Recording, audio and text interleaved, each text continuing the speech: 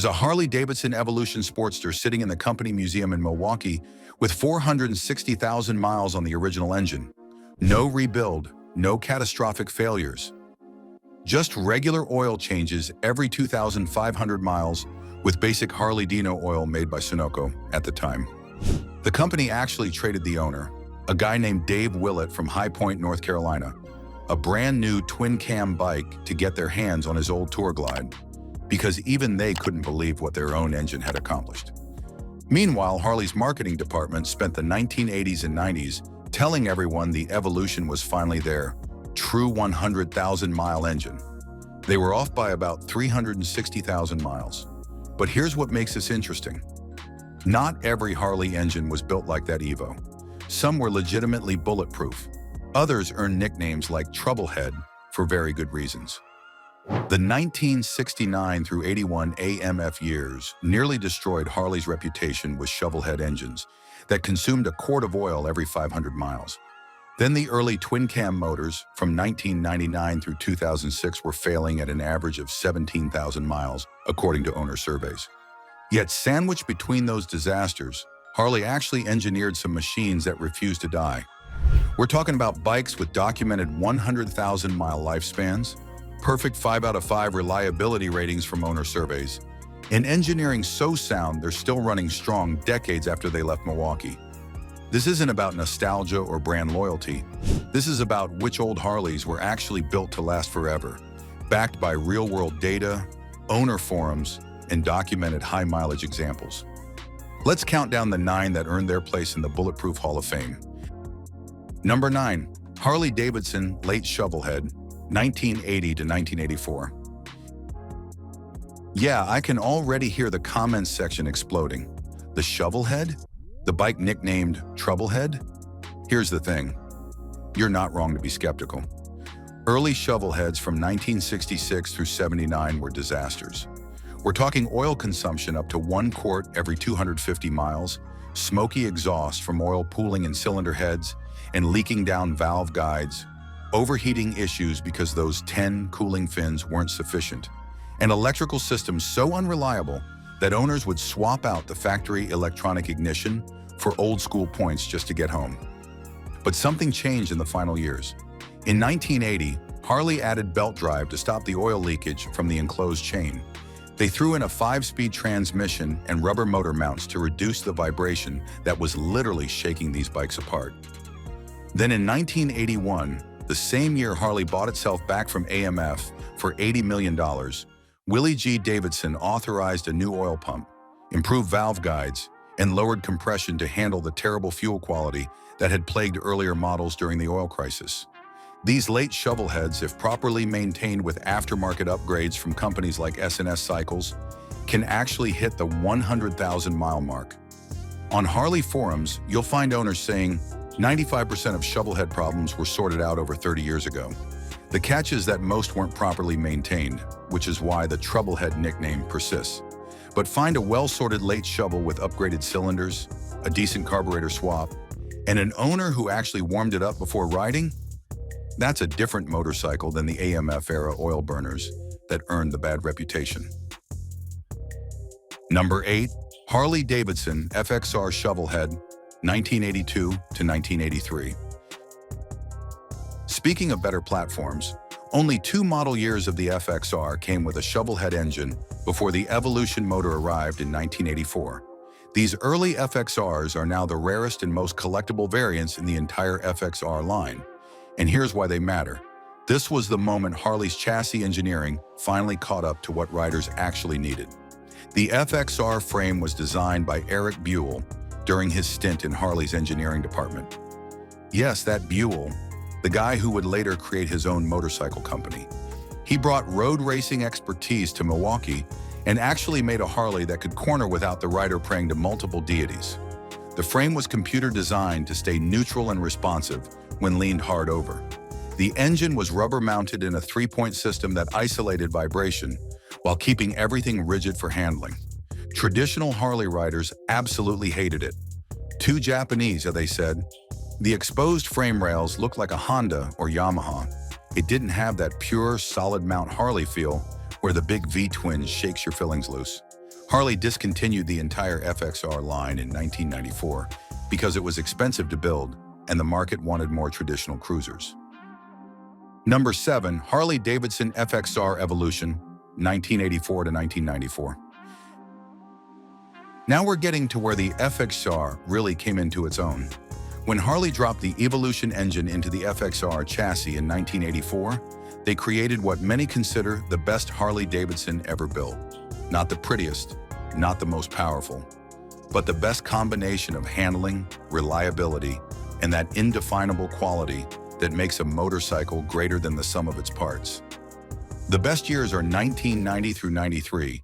After Harley had fixed all the early teething issues, the thin axle tappets got upgraded to thicker B-spec units. The splined mainshaft was strengthened. The clutch and starter were improved. By 1990, everything that could go wrong had been identified and fixed. But Harley kept the peppy gear ratio that made these bikes fun in the twisties. The later 1994 through 1999 models went to taller highway gearing that took some pep away, though they're still excellent bikes. Then there are the CVO models, the FXR2 and FXR3 from 1999, and the FXR4 from 2000. These limited production bikes came with the strongest cases Harley ever put in an FXR, upgraded 2-piston brake calipers, and every premium part the custom vehicle operations division could throw at them. Finding one is like finding a unicorn, and they command premium prices for good reason. Number 6. Harley-Davidson Softail Fat Boy, 1990 to 1999. In 1990, Harley introduced the FLSTF Fat Boy with its solid disc wheels, shotgun-style exhaust pipes, and enough chrome to blind oncoming traffic. It appeared in the Terminator 2 and became the most recognizable Harley of the 90s. But Hollywood fame isn't why it's on this list. The Evolution-powered Fat Boys from this era are still commanding respect on the used market because they're nearly indestructible. The Softail chassis was Harley's solution to riders who wanted the classic hardtail look without the bone-jarring ride. They hid the rear suspension under the transmission, giving you the visual of a 1950s rigid frame with actual shock absorption. Drop the Evolution Big Twin into that chassis, and you've got a bike that looks retro but rides modern and lasts forever.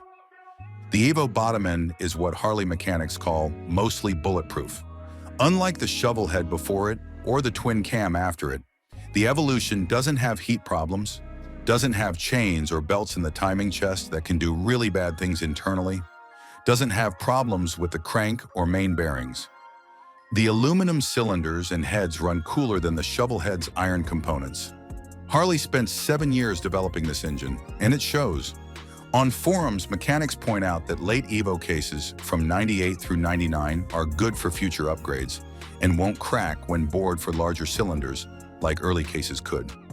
The whole package was designed with longevity in mind, and riders report that if you warm it up properly before riding, until the valve covers are warm to the touch, you'll extend the life of your base gaskets significantly. The Fat Boy represents what Harley could do when they got serious about engineering. It's got the classic styling that makes people turn their heads, but underneath that retro bodywork is an engine that was fundamentally sound. No gimmicks, no cutting corners to save a few bucks in production. Just solid engineering that happened to look gorgeous.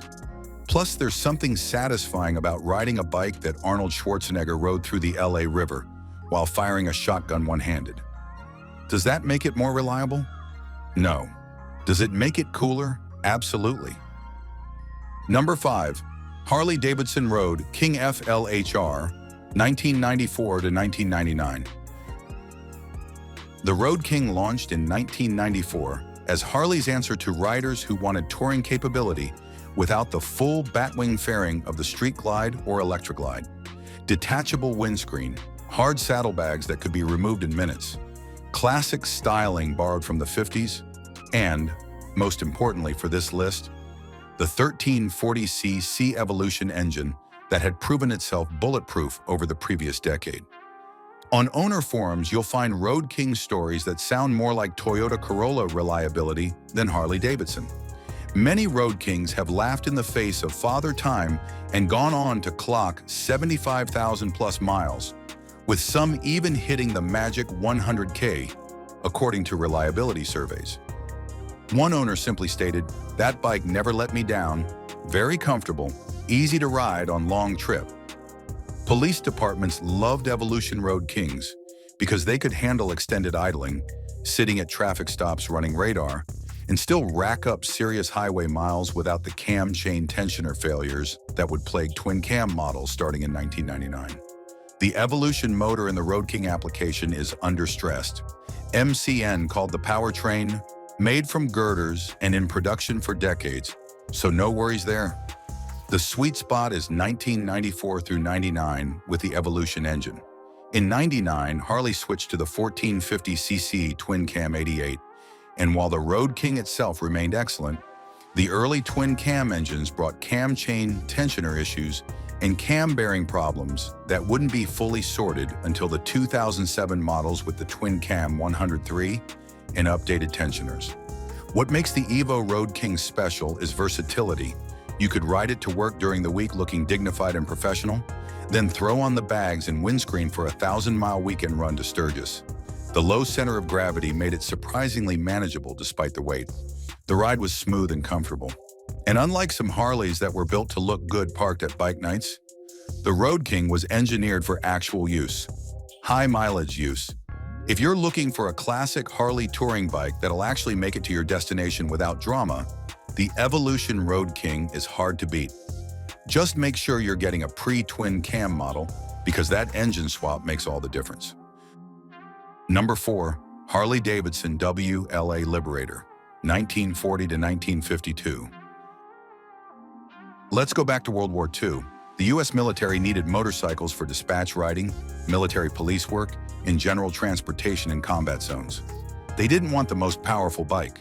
They wanted reliability, and that meant Harley went with their 45 cubic inch flathead V-twin, a side valve design that was simpler, tougher, and more field repairable than their overhead valve engines. The WLA weighed 540 pounds, which made it a handful off-road for the 18-year-old recruits who'd never ridden a motorcycle before. But Harley built these machines to survive conditions that would destroy modern bikes. The flathead engine ran on terrible 74-octane fuel. It could be repaired in combat zones with basic tools. It was so simple that if something broke, soldiers could actually fix it and get moving again, instead of calling for a tow truck that didn't exist in occupied France. Harley-Davidson produced somewhere between 90,000 and 100,000 WLAS during World War II and the Korean War. Over 30,000 were shipped to the Soviet Union under the Lend-Lease program. Many of those Russian bikes were stored during the Cold War and are now being restored, which tells you something about how well these engines were built. They survived decades of storage in Siberia. The WLA earned the nickname Liberator because it was often the first Allied vehicle that civilians in occupied European towns would see rolling down their streets. That emotional connection turned a military motorcycle into a symbol of freedom. After the war, the U.S. military sold thousands of WLAS as surplus.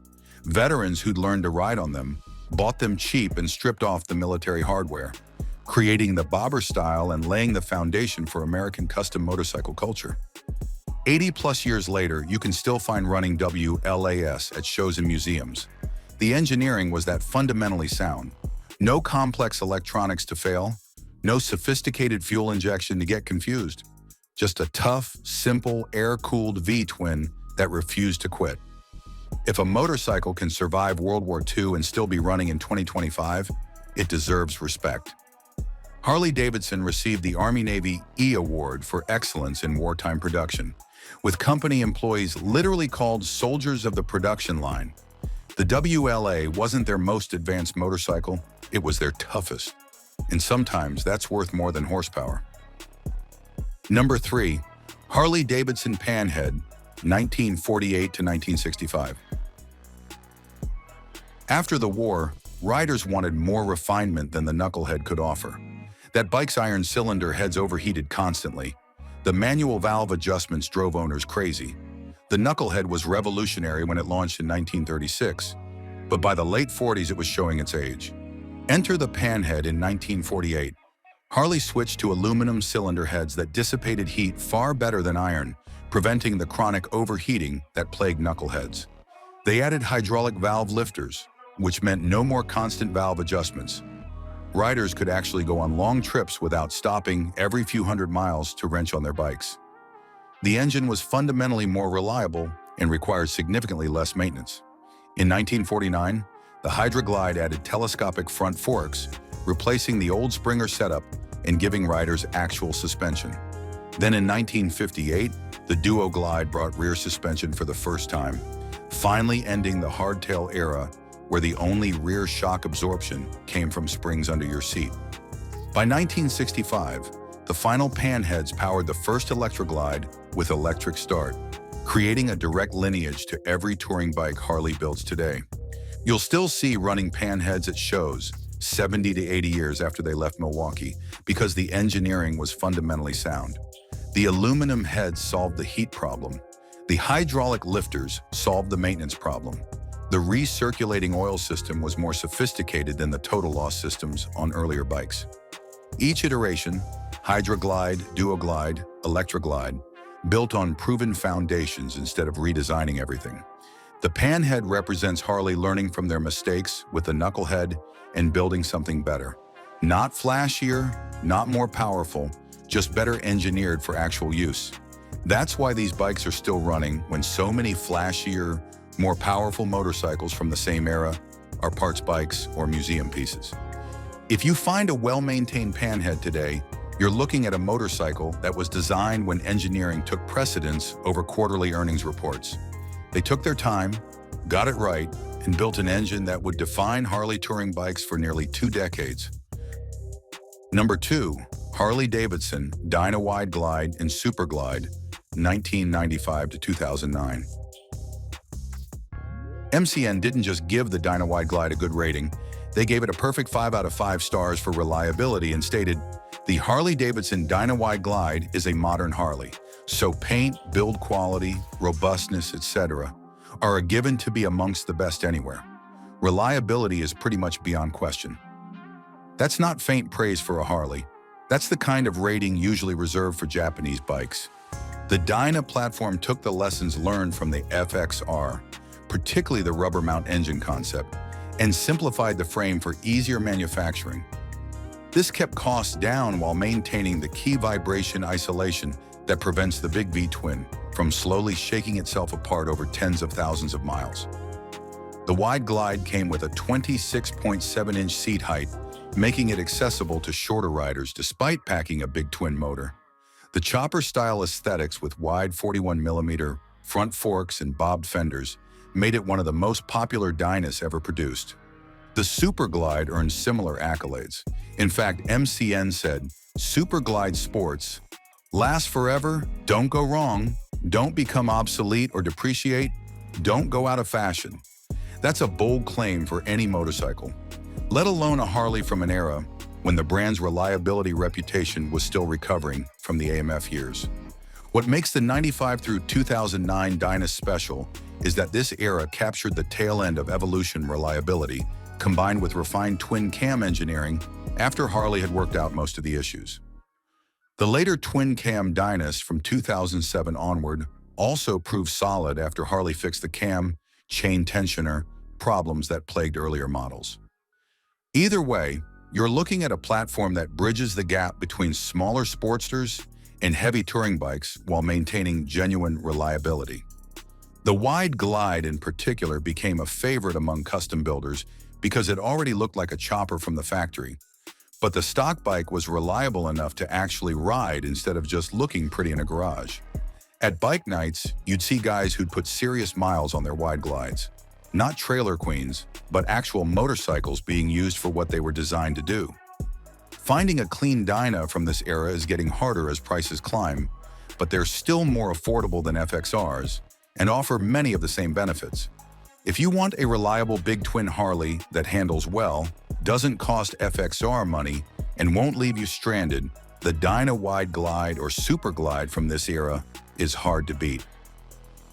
Number 1. Harley-Davidson Sportster 883, Evolution, 1986 to 2003. Let's go back to Dave Willett's 460,000-mile Evolution Sportster that's now sitting in Harley's museum. He wasn't trying to set records. He just rode his bike and changed the oil every 2,500 miles with basic Harley 20W50 dinosaur oil.